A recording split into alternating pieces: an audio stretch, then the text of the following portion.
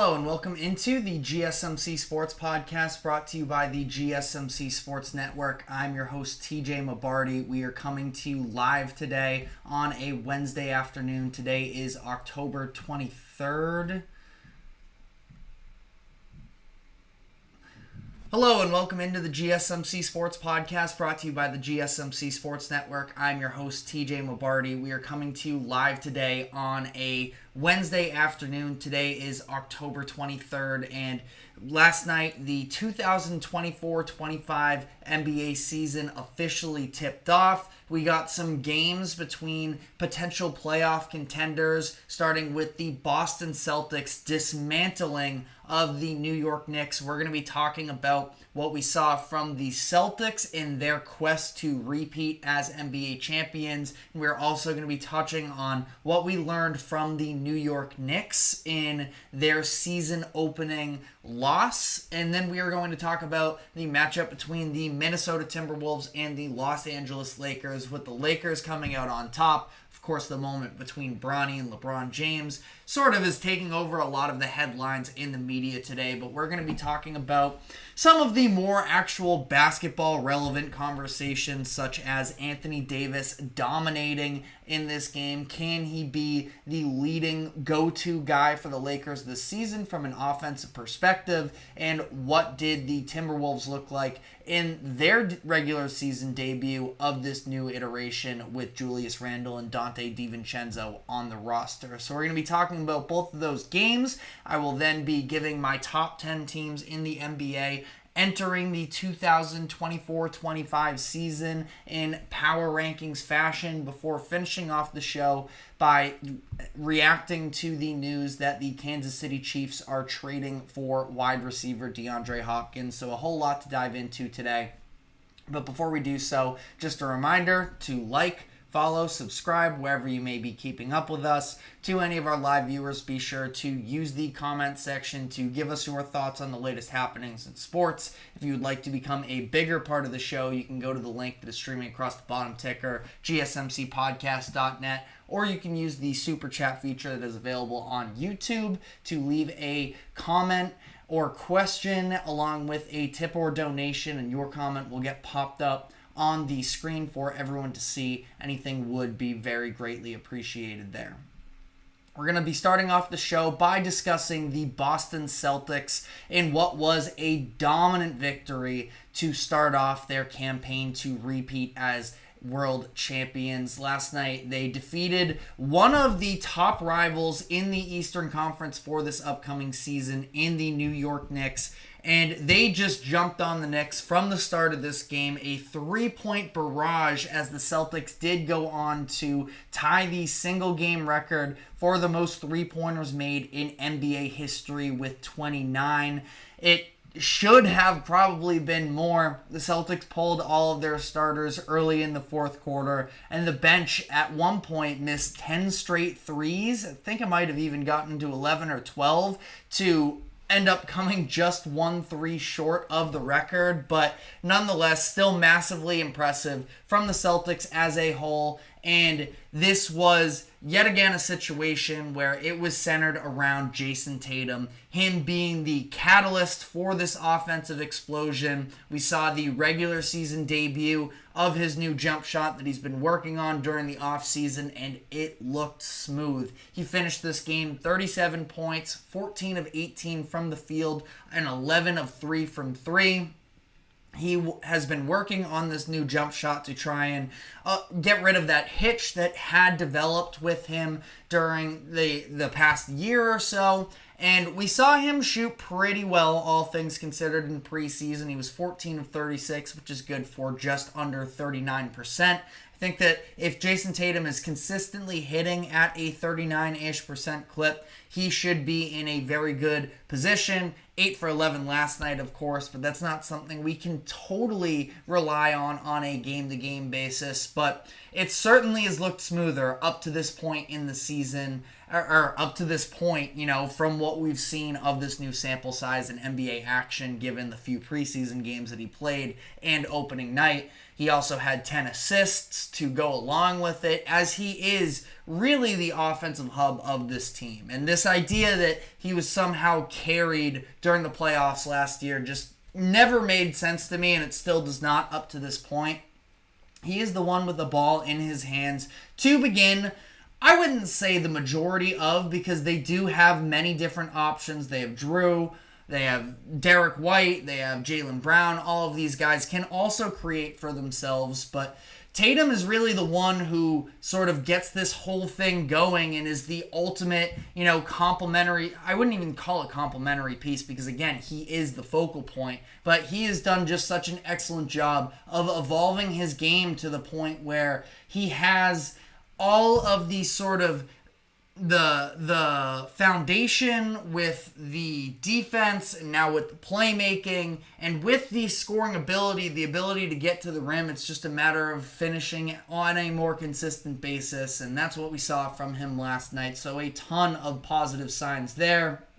Jaylen Brown, of course, was very good as well for the most part. 23 points in this game, 7 of 18 from the field, 5 of 9 from 3.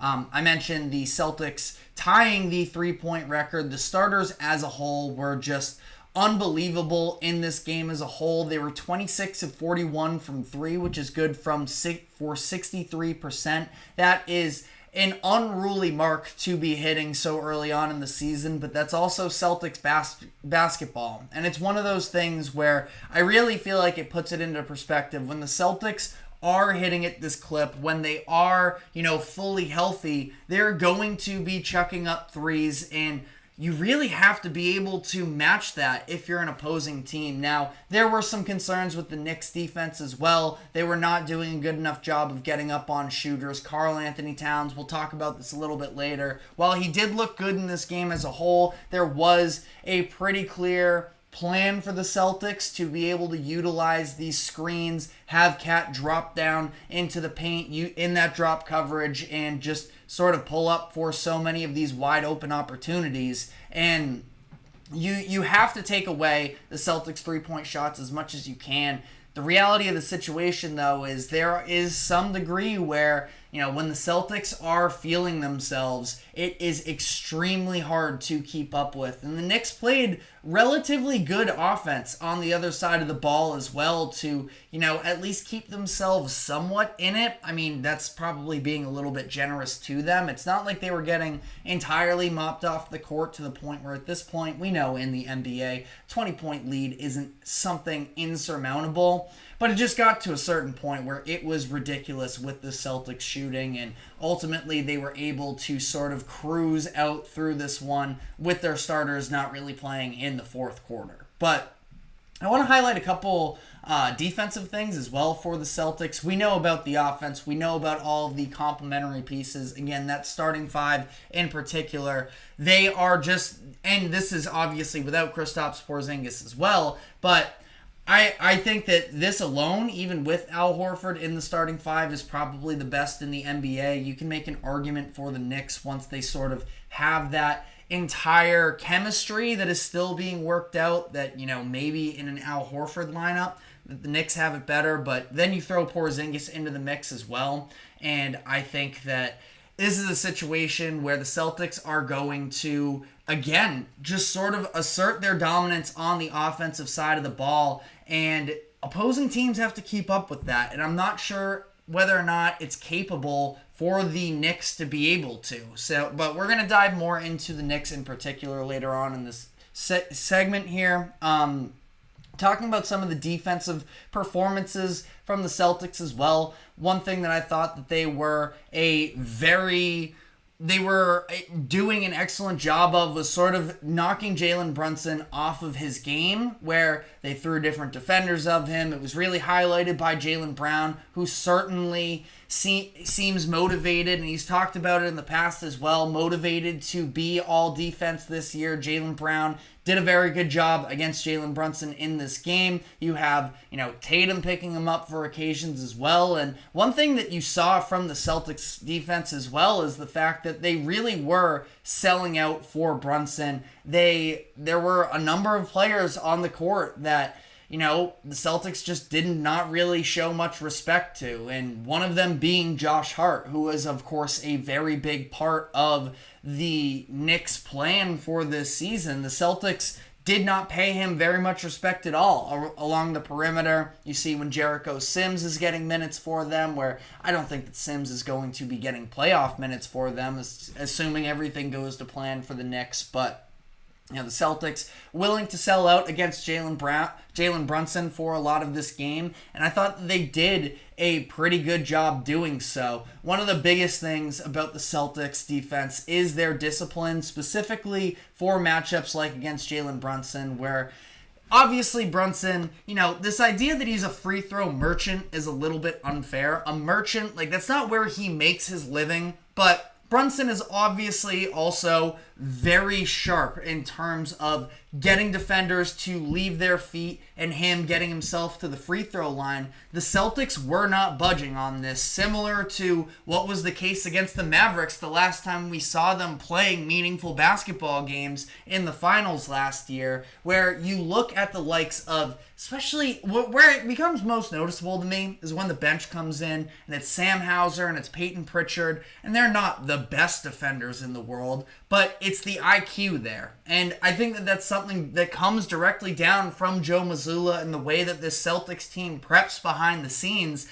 that they understand who their biggest matchups are, who their biggest contenders and competitors are in the NBA, and they do a very good job, I think, of sort of cutting out Jalen Brunson's, go-to moves when he gets in a bind. It is those pump fakes and being able to get defenders off balance. The Celtics don't really fall for that, and I think it's just a testament to the preparation and how the Celtics team, because even, through the course of the past handful of years, probably going back to 2022, really, when they fully established themselves as finals contenders, the reason why they went on that run down the second half of the season was because they started really anchoring down on defense, and that's something that early on in the 2023 and in the Mazzulla tenure, the defense wasn't quite clicking in the way that it should be. I think that they have rounded that corner. They're certainly not flawless. There were definitely moments last night where Al Horford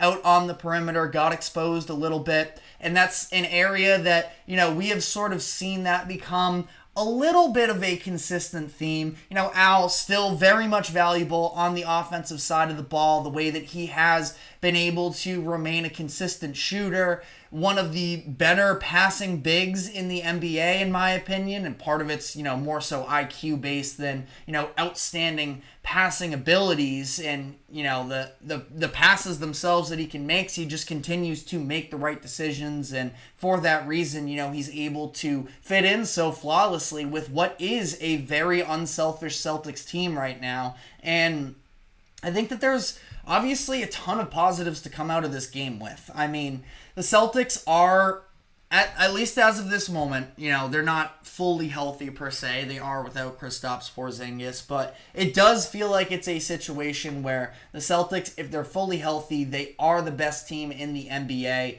And it's this idea now of, can the Celtics just not beat themselves, which is something that we've sort of seen them fall into some poor tendencies in the past. But I think that this is a situation where I know it's a little bit overplayed at this point, but the fact that the Celtics were a historically great team last season and they were able to somehow have all of this doubt coming out of the year and all of the people sort of fanning the flames there, I think it's going to lead to, a fact where it's not even like the Celtics are manufacturing bulletin board material. They have legitimate gripes with the way that they have been respected by the NBA and basketball community over the course of the past year. That, they are still coming out, firing, looking for vengeance. And, the Celtics are certainly my pick for the 2025 finals as of right now. As we know, the NBA playoffs are very much predicated on health more than probably any other sport across the, main four American sports leagues. That, it's hard to say they will unquestionably be. I think that that's a little bit egregious. We have to see how this season plays out, of course. But the Celtics, they reestablished themselves. They are the best team. It's just a matter of sort of staying consistent, not getting too stagnant or comfortable, and finishing out the job. And I think that they're going to be motivated to do so. I think that Joe Mazzulla in particular is one of the is an excellent catalyst for that moving forward. That I think the Celtics are in a great position. We do have a comment here from Anthony Manzano. He says, I hope I'm not taking this comment out of context. I was watching an interview recently with Joe Mazzulla, and he said that the franchise and the team are okay with last year's championship and they don't care if they repeat. That's not quite the scenario. Mazzulla was more so talking about this idea that they just don't have any pressure. I think that obviously they care about winning another championship. One of Mazzulla's quotes from the past, 48 hours or so is about the fact that, they do still have to reestablish themselves. Just because they were great last season doesn't mean that I think specifically he was going along the lines of the 2024-25 Celtics have not proven a thing yet. Now, very convincing, and I'm sure, off to a great start, about as good of a start as you could have asked for. But that's the whole thing, is Mazzulla is going to hold these guys accountable to not let up. And again, I think there's enough fuel on the fire for the Celtics that they're not going to sort of cave in that easily to all of these expectations and what's being said about them. But, the Celtics, they're now off in their own direction. They're cruising. It's about who can keep up to them. And the New York Knicks are one of the top contenders in the NBA this season. Last night, of course, did not go the way that they wanted, but it's game one of a very new team. The lack of continuity definitely caught up to them. I want to dive into the specifics of what we learned about the Knicks from their performance last night. But before we do so, we are going to take a quick break. Do not go anywhere. We will be right back. I feel like I'm losing my mind. Is everybody in the world blind? Please, Lord, give me a sign, a sign. I feel like I'm losing my mind. Is everybody in the world blind? Please, Lord, give me a sign, a sign.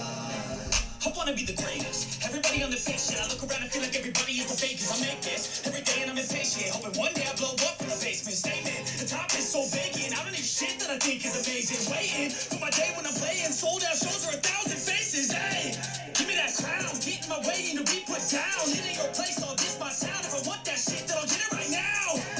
I'm losing it, the news if it's some losing shit. A stupid myth. You choose to live or choose to dip. You choose to fight or lose your grip and lose a gift. Oh, I feel like I'm losing my mind. Is everybody in the world blind? Please, Lord, give me a sign, a sign. I feel like I'm losing my mind. Is everybody in the world blind? Welcome back into the GSMC Sports Podcast as we are reacting to the tip-off games from last night's NBA season opener. And we just talked about the Boston Celtics and how incredible they looked in their season debut. The Knicks, on the other hand, it was not going to be quite that easy. The Celtics are running it back with basically the exact same rotation, and we know how great they were last year. The Knicks, on the other hand, definitely had a very successful season, winning 50 games, making it to the second round of the playoffs. But now is where they're sort of pushing their chips in. They just bought on, acquired all-star caliber talent in Karl Anthony Towns and Mikal Bridges. There's a lot of kinks that they have to work out. So I want to talk about what we potentially learned about the Knicks from last night. And I think that the number one sort of lesson about this sort of comes down to what we saw out of their offense, because this is a situation where they now have one of the most talented starting fives in the NBA. There's probably an argument to be made that they are the single best starting rotation. I would argue that when Kristaps Porzingis is available for the Celtics, that's the best starting five. The Knicks aren't far behind from at least a talent on paper perspective. And that being said, it's going to take some time, absolutely, for these players to mesh together. Now, a few of these pieces are returning. Jalen Brunson, Josh Hart, OG Anunoby was with the Knicks for the second half of their 2023-24 campaign. But now with Bridges and Towns, this is a situation where it's going to look a little bit different. And I think that the number one sort of thing that jumped out to me is they need to be able to find a way to manufacture more three-point attempts. The Knicks were at the bottom of the NBA in three-point attempts last year. Specifically, they were bottom 6 in three-point attempts per game. And obviously, you can do things defensively to knock the Celtics off of their game a little bit from a shooting perspective. We've seen Miami do that in the past, but even Miami in the playoffs last year, there was that one game that the Celtics did shoot poorly from three. It's not, at some point you can't just entirely eliminate the Celtics offense and three-point shooting arsenal. You have to be able to fight fire with fire a little bit. And I don't know if the Knicks are super in position to do that. They currently have 3 players on their roster that average 5 or more three-point attempts per game. That is Jalen Brunson, of course, and then there are 2 new additions in Karl-Anthony Towns and Mikal Bridges. Meanwhile, the Knicks lost their number 1 three-point volume shooter in Dante DiVincenzo for this Towns deal that I definitely think there were moments of, bright spots for Cat in the Knicks offense last night. The fact that he was getting these one-on-one opportunities in the post, him finally having some spacing around him now that he's not matched up with or on the court with another big, and specifically Rudy Gobert, who doesn't provide any spacing for himself in his own right. So Towns in some spacing. I thought that he played pretty well in this game. Ultimately, he finished with just 12 points, but again, working that post, I thought he did a really good job. He finished 5 of 9. I mean, the Celtics threw a couple different looks at him, including Drew Holiday, who they used against him last year when Towns was with the Timberwolves, that Drew Holiday was able to do a pretty good job. They have a roamer behind him because, again, Rudy Gobert is just not all that much of a threat. This time, though, he's playing with a little bit more spacing. He's getting these opportunities, and he converted. So I thought that there were definitely positives there. That being said, Towns is probably going to have to up his 3 points attempted per game, at least a little bit. I mean, when you look on paper, they have 4 players that are certainly capable of being three-point shooters, maybe 5 if you want to throw in Josh Hart. That is one of the issues, though, and something that I want to highlight as well, is that the Celtics really were not giving Josh Hart much respect whatsoever from 3, that they were very comfortable with him, wide open around the perimeter, which is sort of similar to what the case was last year when the Knicks were facing the 76ers in the playoffs. And in those situations, Josh Hart made the 76ers pay. So ultimately, we know that Josh Hart is capable of it, but he does need to sort of get to a point where opposing teams have to respect his three-point shot, because what the Celtics were doing last night was really helping off of Josh Hart and selling out on Jalen Brunson. Again, a similar strategy to what the 76ers did in the first round last year, and ultimately Hart was able to hit those shots to make the 76ers pay. But, it's a new season, and Josh Hart right now is sort of the clear weakness, I suppose, at least in terms of, offensive firepower along the perimeter, that he is going to need to, at least pose a little bit more of a threat. Now, this obviously is not the same Knicks team that we're going to see in the playoffs. We saw them dive deeper into their bench.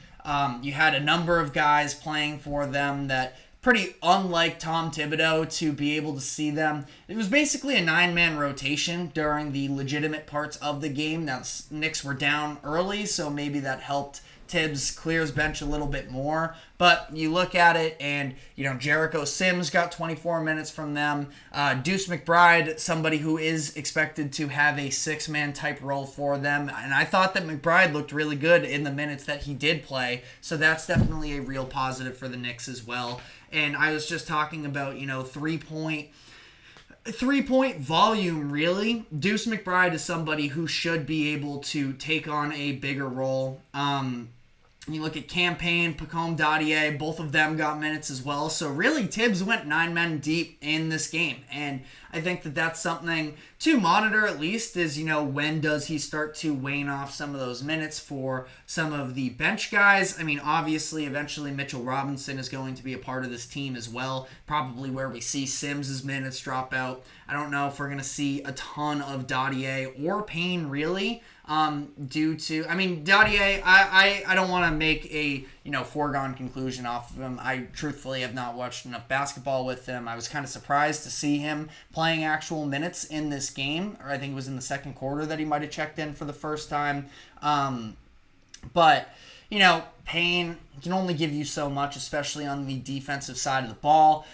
They're going to, look like a different team when it comes to the playoffs. Their rotations are going to be different. I don't know still, though, how much, they don't have reinforcements coming from a three-point shooting perspective, which, means that they're going to be very reliant on that starting 5 plus a little Deuce McBride to be able to space out. And maybe there's another move coming for the Knicks at some point. I mean, I'm a little bit skeptical about that considering the fact that they do still have to pay Mikal Bridges after this season. They're going to eventually have to pay Jalen Brunson in a couple years again. I know he just signed a contract extension, but the whole point of it was to get him to a couple seasons from now when he's eligible once again for a massive payday. So ultimately, we'll see there.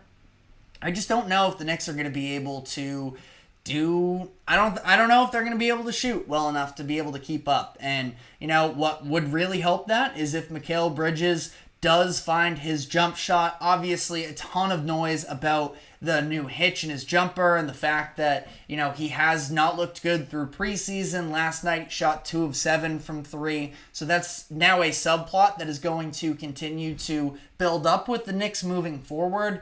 I'm not, sounding any alarms that this has, fallen by the wayside already. Bridges can still do a lot of good, even if the shooting does take a little bit of a step back, but he needs to be reliable. And, it has not looked that way up to this point in the year. Again, not pressing the panic button on them necessarily and on Mikal Bridges just yet, but something to note.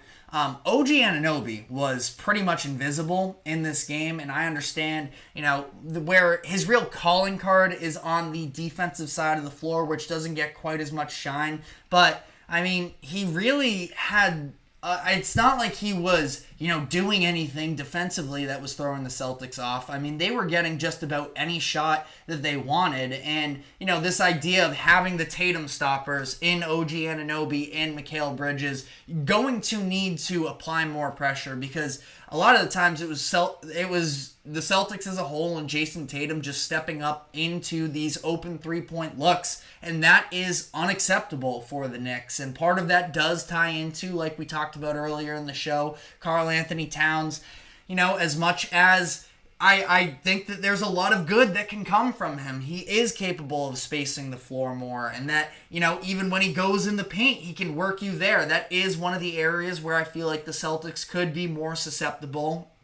It's the Jokic-type bigs who can be a force inside, but, also have the skill to make plays for teammates as well. I think that that's where we can start to see. And Karl Anthony Towns in general, I think that there were, steps of where he needs to Just the Knicks haven't quite figured out what the exact role for him was. I thought it was a lot more isolation as opposed to, I'd be really curious to see more Jalen Brunson and Karl Anthony Towns action together, pick and roll, pick and pop. That wasn't really much of an emphasis. I think that that's also a situation where you talk about those lobs and such that Jokic is able to throw to Aaron Gordon when he's working the post. Who's going to be that sort of backdoor cutting guy that feels like a role where Josh Hart could slide into a little bit? Obviously doesn't have the height of a Gordon. Is that something that if Hart isn't going to be a threat quite as much from the perimeter, could they put him inside the three-point line and see if he can sort of nickel and dime defenses that way? Something to be, at least intrigued in that. Again, Cat, I think he's going to certainly find his role offensively. That being said, defensively, his reputation was never that he's a good defender. And I think that we have sort of, as a basketball community, kind of forgiven him and almost forgotten that there are real struggles on that side of the floor for him because he played with Rudy Gobert these past couple seasons, and he had good moments, such as the playoffs, where he was the primary defender on Jokic. But the whole idea was to have Rudy Gobert as a roamer behind him. Maybe that's a lineup. I mean, I'd be very curious to see what Tibbs could do if it is, sort of bump Josh Hart out of that lineup. Something along the lines of Brunson, Bridges, Anunoby, Towns, and Robinson. I mean, that is a lineup that I think could be very interesting from a defensive perspective. That being said, though, Towns is going to need to hold his own more along the perimeter. The Celtics were just willing to pull up over him in these drop coverages, him not playing out on the perimeter. That's something more for a specific matchup with the Celtics down the line. I think that the Knicks can get away with it a little bit more, at least, early on in the season when the pressure is lower. But right now, obviously, a number of kinks that the Knicks are going to need to work out. I think that there's a very high upside there. I do think that they're a class below the Celtics, and, I feel very confident in my preseason pick that the Celtics are going to be able to come out of the Eastern Conference. It's about what are the next steps for the Knicks. Can they take those internal developments forwards to be able to hang around with a three-point barrage from the Celtics? Can they win in some more, scrappy defensive games as well? Because I do have doubts with Towns' defense. And at the end of the day, Jalen Brunson is still a little bit of a liability defensively. And we saw the Celtics attacking him as well last night. So it's a team that there are wrinkles right now that can be ironed out. It's going to be, this is game 1 of 82. So a long season to go from here on out. I think that the Knicks are capable of working some of these things out. I don't know if they're going to be able to reach the heights of the Celtics, assuming that Boston stays healthy. But let me know in the comments section. Let me know what you thought about this game in particular, as we are going to be switching from the East Coast to the West Coast, where we've been talking about this game in Boston. The other game last night, the Los Angeles Lakers handing it to a little bit the Minnesota Timberwolves in their season opener. We got our first look at the new look Timberwolves. Anthony Davis seems like he might be somebody who, I wouldn't say take the next step. Anthony Davis has been long established at this point, but he was an absolute force last night, and he looks like he might be in the running for some awards this upcoming season. We're going to be diving into that game as well, but before we do so, we are going to take a quick break. Do not go anywhere. We will be right back. Looking for your daily fix of sports talk without having to pay for it? GSMC Sports Network is available on YouTube. Just search GSMC Sports Network. Get your fix of daily sports talk shows on YouTube, absolutely free. NFL, college football, NBA, MLB, MMA, UFC, fantasy football, and so much more. GSMC Sports Network has shows running all day long, with new sports shows starting every 2 hours. Just like on your favorite cable sports channel, except GSMC Sports Network is absolutely free. Just search GSMC Sports Network on YouTube to catch one of your new favorite shows, like the GSMC College Football Podcast. Chip Shot Football Podcast, Hoops and Heels Women's Sports Podcast, GSMC Basketball Podcast, and so many more. Check it out for yourself. GSMC Sports Network, now available on YouTube absolutely free. Search GSMC Sports Network on YouTube right now. Welcome back into the GSMC Sports Podcast, as we are now going to be diving into the other game from opening night in the NBA, in the Los Angeles Lakers versus the Minnesota Timberwolves. The Lakers coming out, winning this one 110-103. They controlled the majority of the game, and they did so with very blatant steps forward from their strategy last season to this year. And a little bit of the JJ Redick effect already, on display. And that's the biggest thing. We're going to talk about Anthony Davis as well, who was tremendous in this game. But really, where the Lakers were able to sort of make up from some of the differences last year was the different, fixations and focuses throughout the course of the game. The broadcast was very vocal about it. This idea of them crashing the boards offensively more often. And, I think that there are some blaring red flags right now with Minnesota's defense and their efforts as a whole that we're going to get into later. But you have to give credit to the Lakers who, came out and had that extra bit of energy. And there was that, extra emphasis on being able to do some of the simple things. Rebounding, transition, both offensively and defensively. And they were able to generate extra opportunities and possessions for themselves where Minnesota wasn't. It's not like the Lakers last night shot at some, unbelievable clip. They finish off this game shooting just 41% from the field. The difference is that they were able to it was 44% from the field, They were able to take 10 more shots than the Timberwolves were. They weren't turning the ball over. And these are, again, the little things that, add up to make a big difference ultimately. And Rui Hachimura, by the way, and who had a good game as well. So, on the floor backing it up as well, but had a quote about Julius Randle and about how the idea is that Julius Randle just kind of stands there sometimes, so they wanted to be extra aggressive. So a little bit of a rocky start there for Minnesota in the Julius Randle era here, and we're going to talk about that in a bit.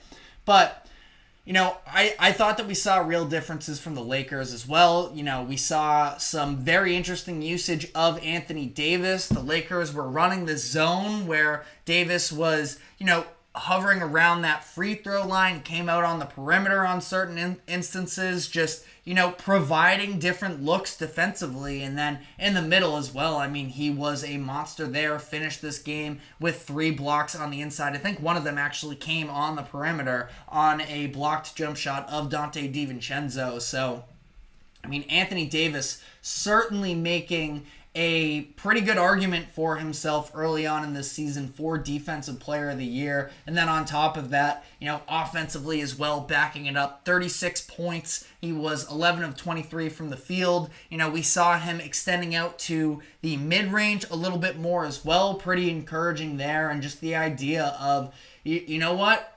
It's going to get to a point where LeBron can't do everything for this Lakers team. And I don't know how much faith that you have in D'Angelo Russell to be the lead man. I certainly do not have that type of confidence myself. Now, I like Austin Reeves and everything, but, when LeBron first came to LA and they traded for Anthony Davis, it was supposed to be this idea of the torch passing.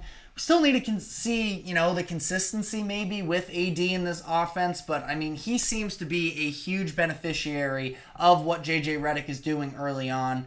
And, overall here, other Lakers thoughts, I suppose. LeBron, like I mentioned, can't do this forever. I wouldn't say he was neutralized necessarily, but definitely an a little bit of an underwhelming game, I suppose. 16 points, 5 rebounds, 4 assists. A lot of that was because Anthony Edwards was taking on the LeBron assignment defensively, and LeBron just didn't really look like he wanted to run with Ant and, bang with him on a play-to-play basis. LeBron, when he got a lot of his, it was in transition. It was backdoor cuts, sort of catching the Timberwolves off guard. A lot of those IQ things that LeBron does, which sort of leads me into the Timberwolves on the other side of this. By the way, Dalton Connect also looked pretty good as well. I'll throw that out as well on both sides of the ball. I thought that he was pretty impressive and that he can certainly be a rotation caliber player. Last night played 16 minutes, and I think that early on that's going to be around where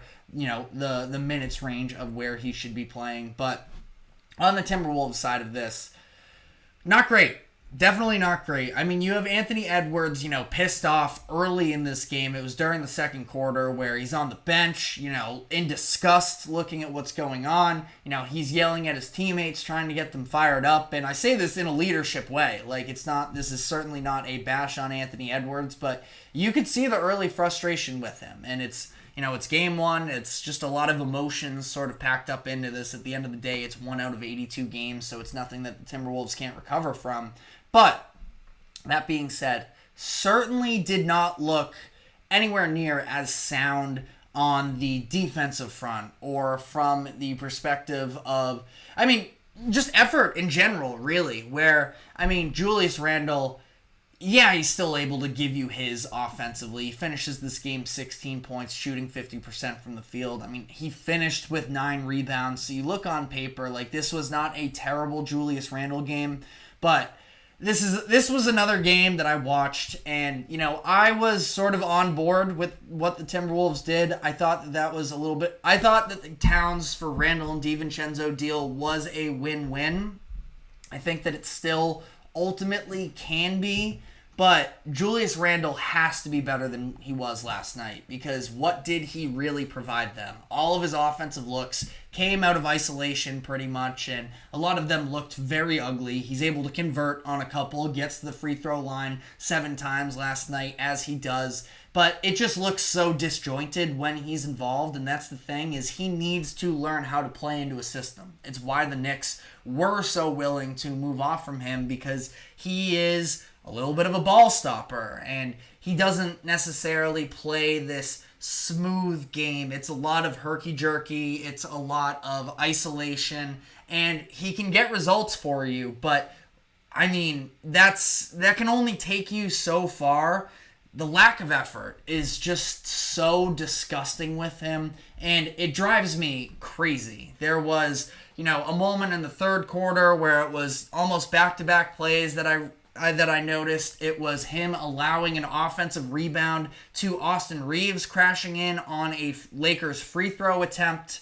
Randle just no interest really in boxing out. And then it was a couple minutes later, around the 8.5 minute mark in the third quarter, just pathetic on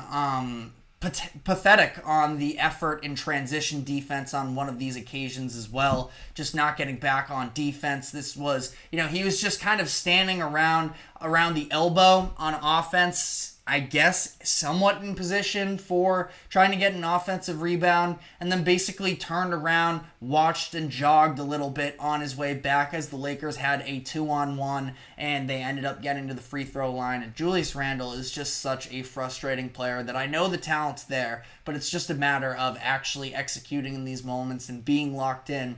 Just those hustle plays are so frustrating as somebody who does believe in the overall talent level. But, other than that, with the Timberwolves, like I mentioned, rebounding, just unacceptable how many offensive rebounds they ended up allowing in this game. It's, it goes down as 15-12. The Timberwolves sort of started to ramp up that effort a little bit more down the stretch of the third quarter to close the gap some, and ultimately, that 10-ish point lead is where the Lakers were sort of hovering throughout this game, especially, from the second quarter on. But I thought that I did sort of think that this was a little bit more about the Timberwolves and the way that they have to continue to improve from here on out, figuring out kind of what their looks are.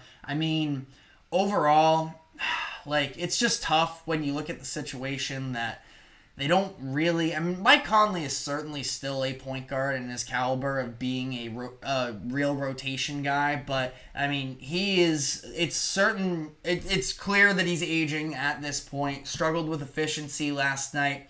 Outside of that, they really don't have a point guard. That's where you have a Dante DiVincenzo who comes off the bench and can be a little bit of a combo guard for you. He didn't necessarily have his shot last night, but I do anticipate him having a bigger and more impactful role for the Timberwolves moving forward this season.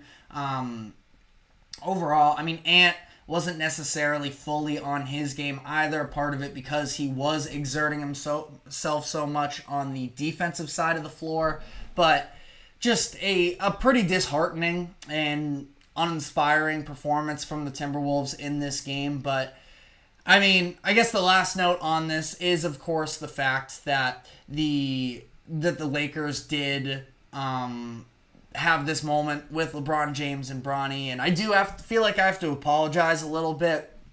I didn't understand the full explanation when I saw the reports that Bronny was going to play in this game.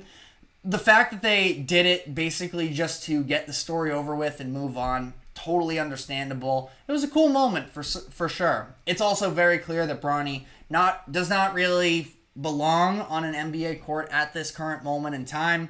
It's fine. He's not expected to. He was the 55th overall pick. He should just go and continue to develop behind the scenes. Got the moment over with. I thought it was pretty well done from JJ Redick to actually, pull that off. But want to address a comment here before we close out this segment from Anthony Manzano. Says the trade that Minnesota made for Big Cat was during the third game of the preseason, and those players didn't come in till the end of preseason. I guess you're talking about trading Karl Anthony Towns.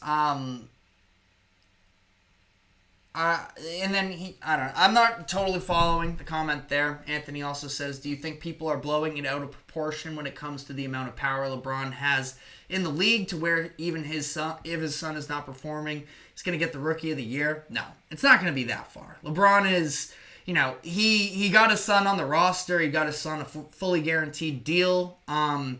Outside of that, I mean, Bronny is not going to be in consideration for Rookie of the Year, just objectively speaking. He's not going to play. I think that he got his minutes in this game. Like I said, JJ Redick got the story over with. It happened. The moment now, it's not going to be on a game-to-game basis of when is Bronny going to play, that he has to field questions like that. They're just going to be able to push forward here, and I think that Bronny is going to fade into the background, which is where things should be. Now, Dalton Connect. That's a rookie that I can get behind, and I think that he can be a real contributor for this Lakers team moving forward. A nice win for the Lakers. I still don't think that this is exactly what their roster is going to look like. I think eventually they make a move at some point in this season, but that's sort of a topic for another day, as we are now going to be closing the books on this one. Be sure to let us know in the comment section what your takeaways and thoughts were on the game, as we are going to now be handing out a power ranking of the top 10 teams in the NBA entering the season. So we're going to be diving into that, but before we do so, we are going to take a quick break. Do not go anywhere. We will be right back.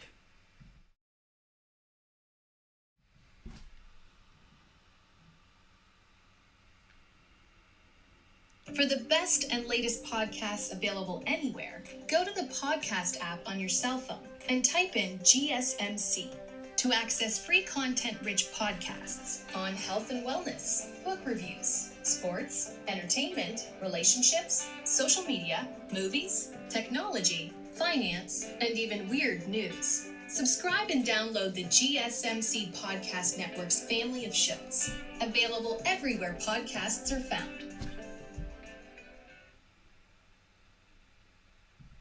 Welcome back into the GSMC Sports Podcast, as we are going to now be doing a little bit of NBA power rankings entering the season. Probably should have gotten on this a little bit earlier before the season started. We do have a little bit of a sample size, and either way, I don't think that I'm going to be too drastically impacted by last night's games, but I do think that last night's games did also have a little bit of a lesson here. This is based off of how good the teams are currently on paper and what we can expect from them out of the gates here. Teams like the Knicks and the Timberwolves, it's clear they still have some, wrinkles to iron out moving forward in this season, that they made some big changes in the offseason. And, additionally, you have a team like the 76ers who are currently dealing with injuries to Paul George and Joel Embiid, and we still haven't seen them, play yet. So the 76ers are off of this list. This does not mean that they wouldn't be in my top list of top 10 teams with title aspirations, but these are the top 10 teams that I think can have a hot start to the season. So without further ado, number 10 is the Minnesota Timberwolves. Again, this is based off of a list of where they are at today. And they have some, very real things that they need to work through. What is that fit with Julius Randle going to look like? Do they have good enough guard play to, be one of the elite teams again this season?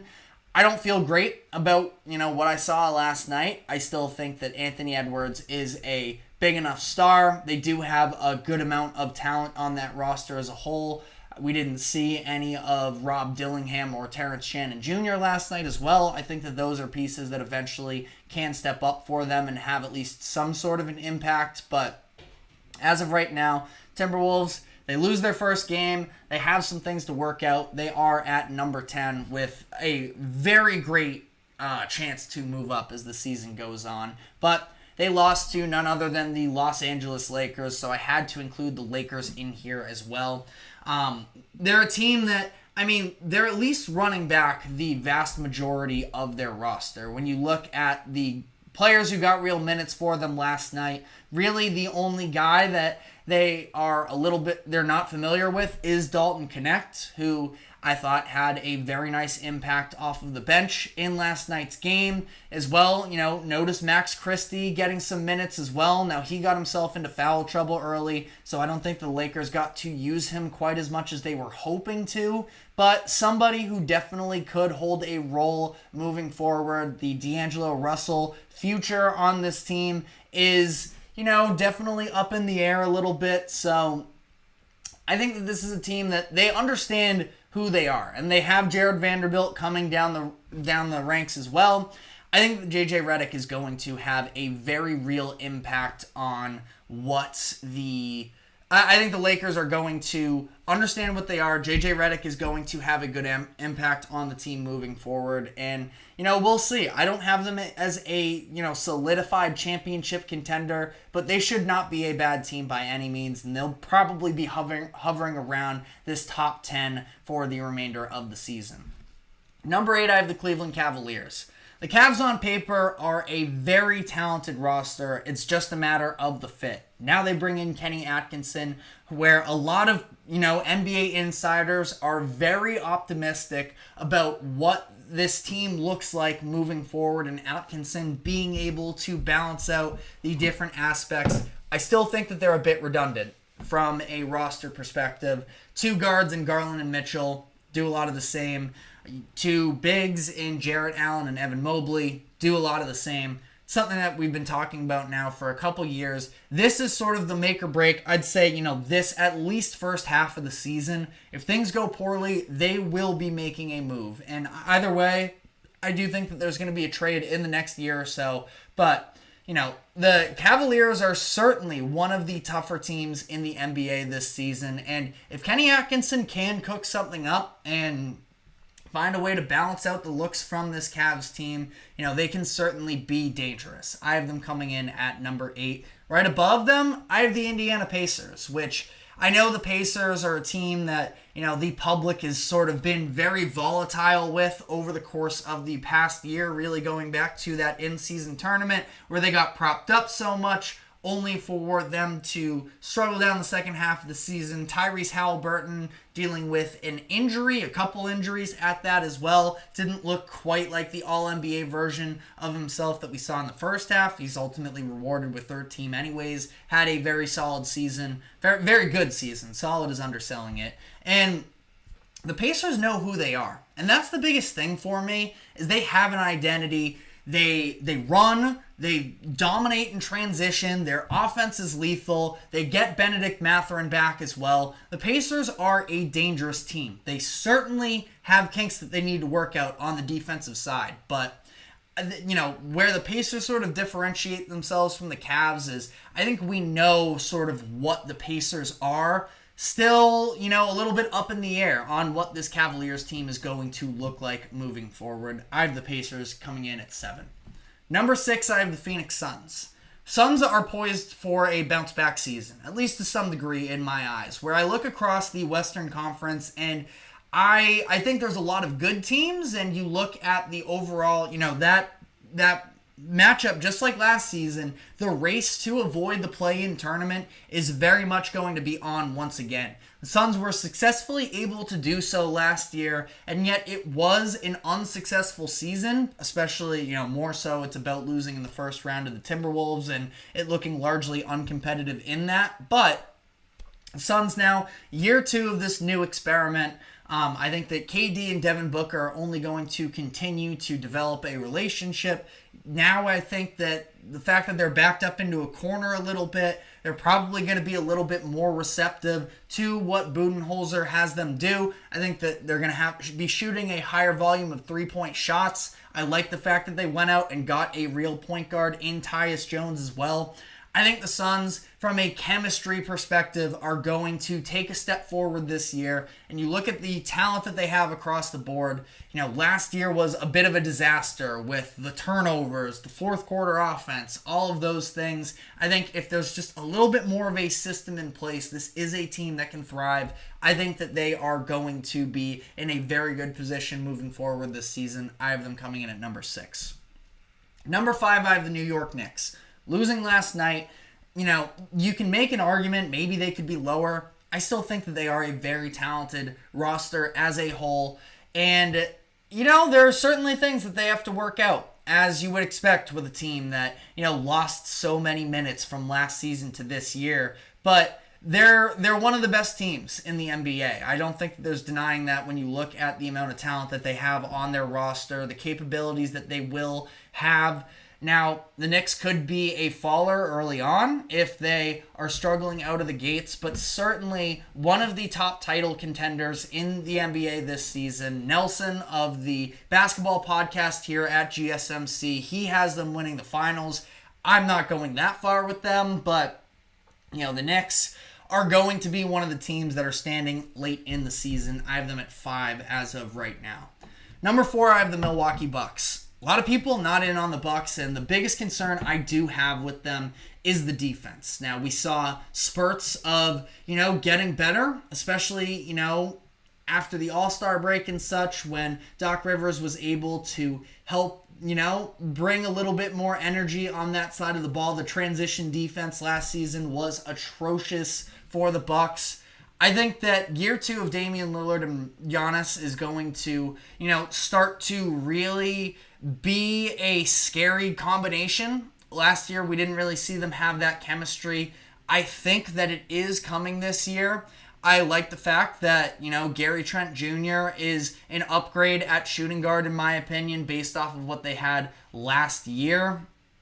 I don't love the Bucks at 4 here, but I think there's a lot of questions with, this sort of tier of teams, and I'm betting on the upside of Damian Lillard and Giannis coming out of the gates. That's going to be good enough to get the Bucks out to a hot enough start. Number 3, I have the Denver Nuggets.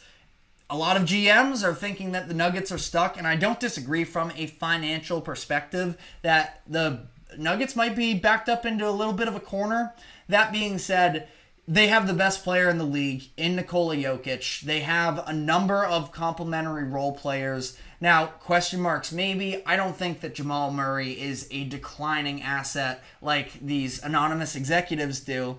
I think that Michael Porter Jr., is he limited? Sure, but he's still, a very good player, plays his role to a T. Say the same about Aaron Gordon. Maybe some questions about their bench, but I think that the Nuggets are certainly, going to be in the mix moving forward. And again, you have Nikola Jokic. All of these teams that are sort of below them in the power rankings may be looking for a bit of an identity. The Nuggets have one, and his name is Nikola Jokic. So I think that they're going to start this season, where they should.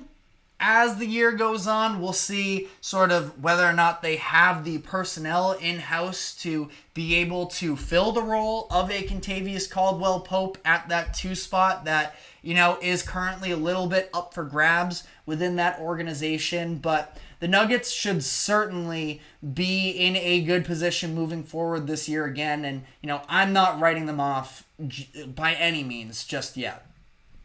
Number 2, I have the Oklahoma City Thunder.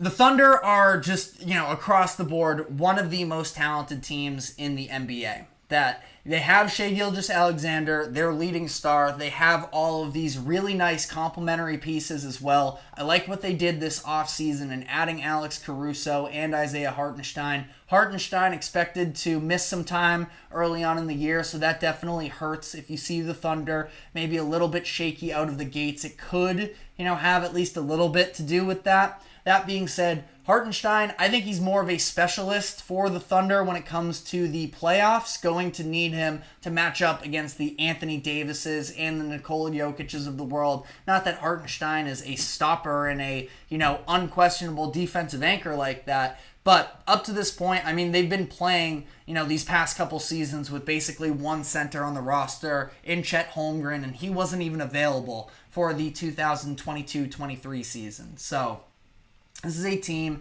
that, you look at the defensive versatility from their starting lineup. It is unbelievable. I love a lot of their bench pieces as well. Cason Wallace, a very bright young spot for them last year. Isaiah Joe, a very nice scorer off the bench as well that doesn't get enough credit. This is certainly a team that is going to, have a little bit of the upper hand moving into the playoffs. They were the 1 seed in the West last year. I think that's going to be the case again this upcoming season. And then number 1, of course, it's the Boston Celtics, reigning NBA champions that ran back basically their entire roster from last year to this year, and they just thumped out one of their top contenders in the Eastern Conference on opening night. Not to say that the Knicks can't get better as time goes on, but the Celtics are, they're already established. They know exactly who they are. They are extremely talented. Last season was one of the most dominant years we've had in recent NBA history. And, the Celtics were basically, barring anything crazy happening, the Celtics are probably going to be on cruise control a little bit during this regular season. Maybe we see Jason Tatum pushing for an MVP. It seems like Jaylen Brown is going to be pushing for all defense. So there are going to be storylines to follow with the Celtics, of course. But really, it's about the playoffs for the Celtics at this point and maximizing this window that they have on the table. So Celtics coming in as a pretty clear number 1. I want to address some of the comments here in the comment section, specifically starting with Anthony's on the Denver Nuggets, where he says, I think you have Denver a little bit too high. I understand they won a championship, but I think they're one of these NBA champions the last few years that's not going to make it past the first round. My counter to that is that, I do hear what you have to say in terms of, we've seen a history of NBA champions fail to sort of back that up to this point. I thought the Nuggets were going to, repeat headed into last year. I think that they're the only team that really could have threatened the Celtics because of the Nikola Jokic impact. And I don't think that there are really teams that are built to stop the Nuggets like the Timberwolves were last year. Like that front court of Karl Anthony Towns and Rudy Gobert was sort of an exactly constructed roster to stop somebody like Jokic. That's not really on the table for them quite as much anymore, where, I think that Jokic is going to be able to just be good enough to continue to drag the Nuggets into, real contention. And we'll see how all of this plays out. Again, it's not like they're without any questions that 2-guard spot is going to be something to certainly keep an eye on. You look at all of the contributing players that have left Denver over the course of these past few years. Bruce Brown, KCP, Jeff Green. They've definitely, had some losses and haven't exactly shown that they have anybody to fully make up for that.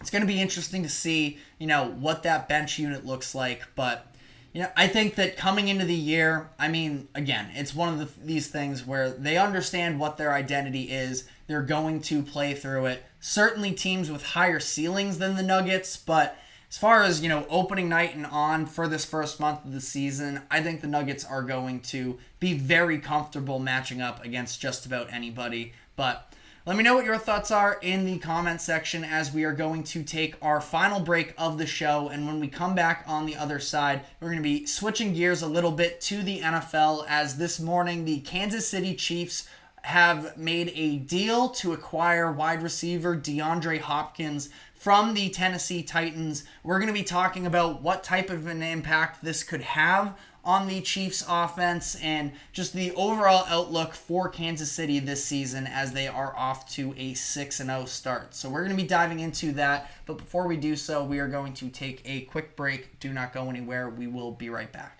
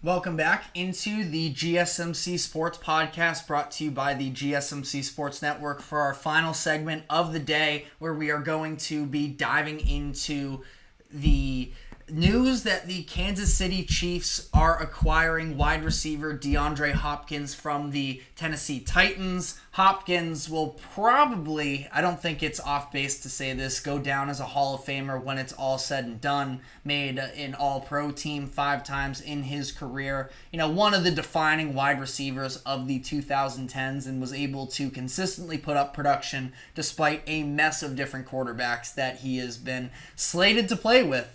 Mostly so during his time in Houston, but in general as a whole, there's an extensive number of quarterbacks that he's played with. None of them have been really anywhere near as good as Patrick Mahomes currently is. So, while I understand DeAndre Hopkins is not quite the youthful wide receiver that he was for so many years, where he was able to be a consistent, 1,200 plus yard per season receiver, he can still get his numbers up there. He finished with 1,000 yards with 7 touchdowns last year with Tennessee, and that was with a couple different, quarterbacks at the helm for the Titans. So I think that this is a no-brainer move. I do really like it for the Chiefs. Is it groundbreaking? Does it change their long-term output? Probably not.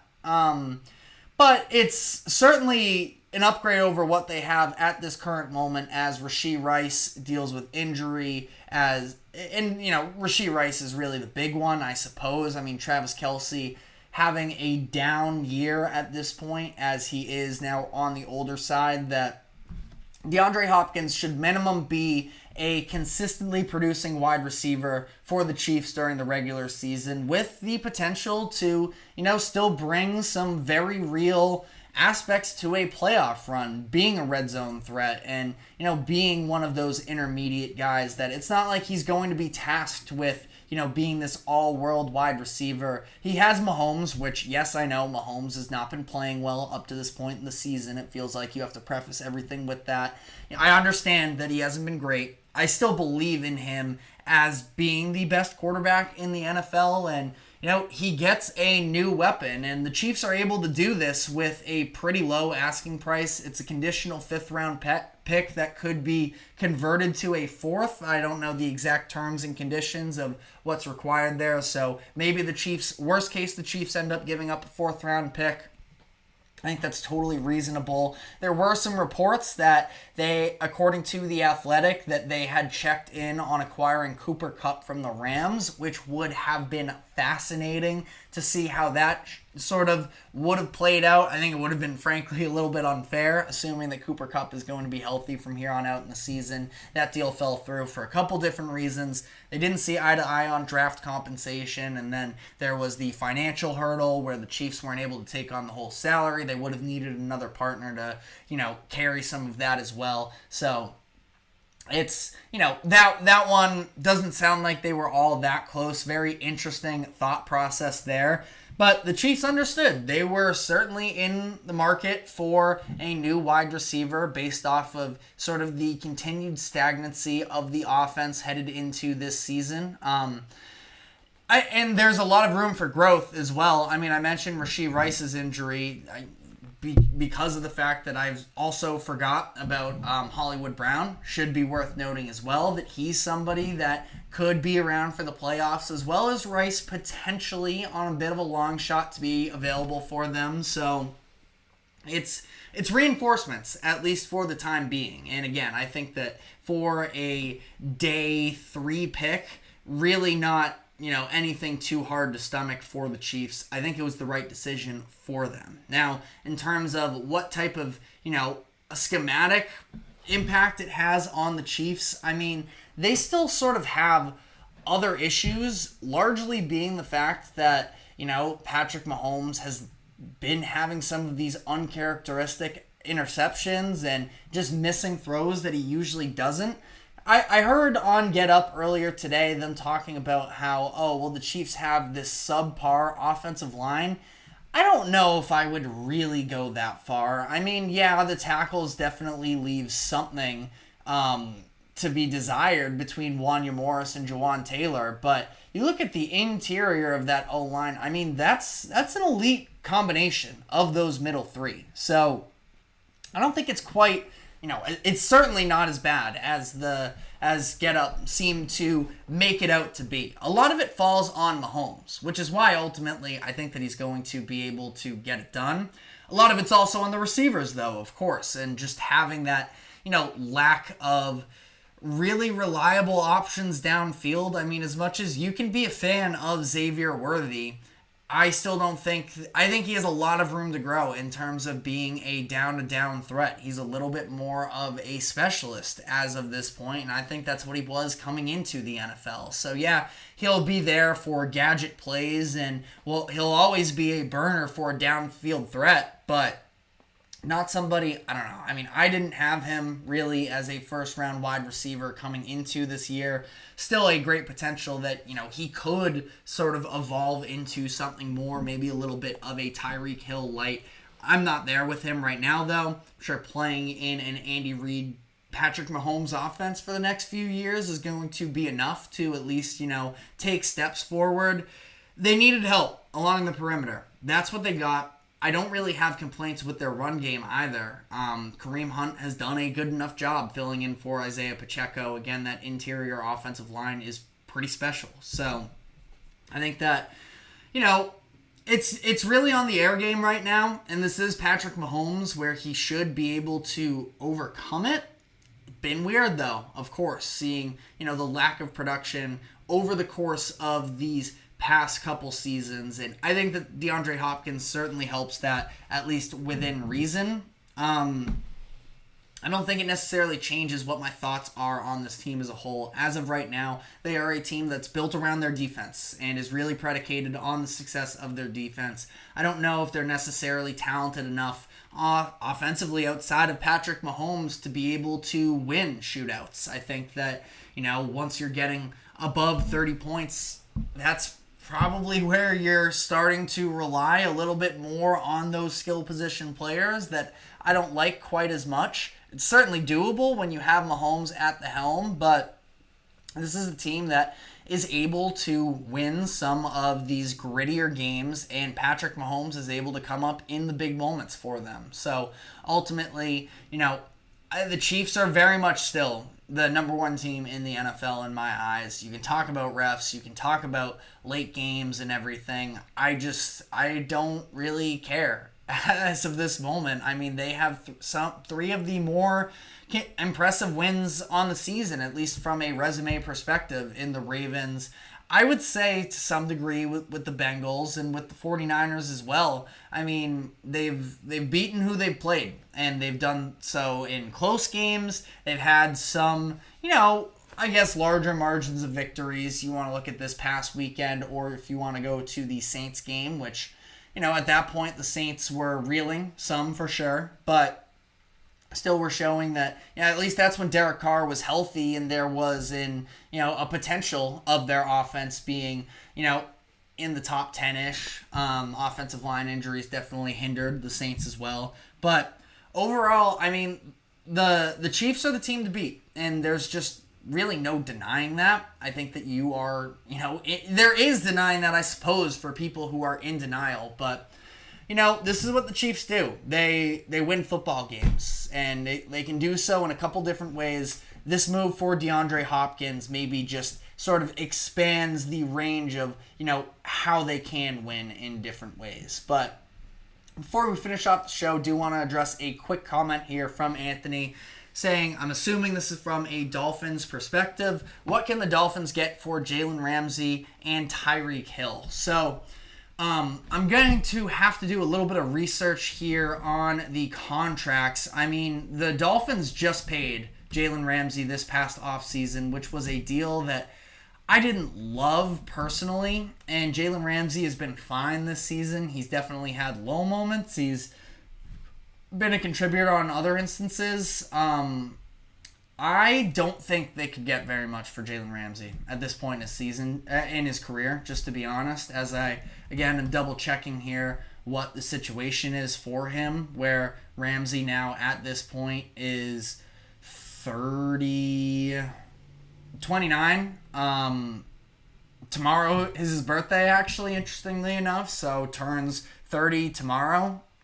I think maybe you could get a second-round pick. I mean, trying to think just off the top of my head here what teams could be looking for secondary help. I mean, maybe the Ravens, but, the Dolphins aren't going to trade, I don't think, with... I don't think the Dolphins are really going to sell off, to be honest. And Tyreek Hill's another one where it's interesting. I know he had some cryptic tweets or whatnot. Tyreek is still under contract for next season, for the next 2 years, fully guaranteed next season.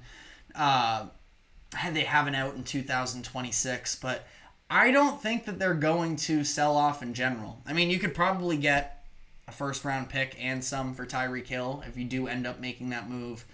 Jalen Ramsey, you're probably looking at more of a day 2 pick, but either way, I don't think the Dolphins are going to sell, and I don't know how many teams are going to be inquiring about Jalen Ramsey in particular. Maybe Tyreek Hill, but again, I don't know if there's necessarily a team that's out there, probably more so in the NFC. And also, if Tua is going to come back, they're not going to trade off his biggest weapon. They're going to want him to be able to come back as comfortably as possible. So, didn't really answer the question, but did as much as I could. But that is all the time we have for today. Thank you very much for tuning into the GSMC Sports Podcast. Thank you to the GSMC Sports Network for allowing us to host this show. Remember to like, follow, subscribe. Check us out on social media as well for more exclusive short content. And we will be back tomorrow afternoon, same time as always, at 2 o'clock p.m. Eastern. We will see you then. Take care.